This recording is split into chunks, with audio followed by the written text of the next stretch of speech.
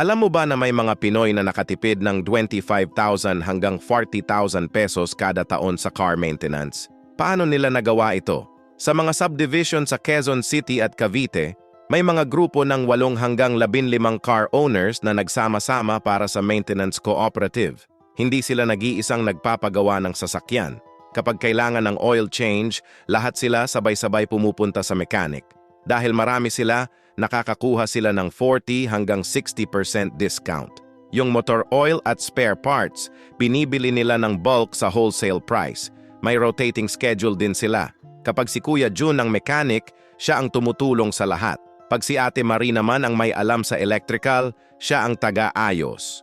Yung mga expensive tools na umabot ng libo-libo, pinapahiraman nila sa isa't isa. May trust system sila para walang away sa bayad. May treasurer at clear na payment structure. Simple lang pero napaka-effective. Kaya kung may kotse ka, try mo makipag-usap sa mga kapitbahay mo. Baka makabuo din kayo ng maintenance cooperative. Malaking tipid talaga ito.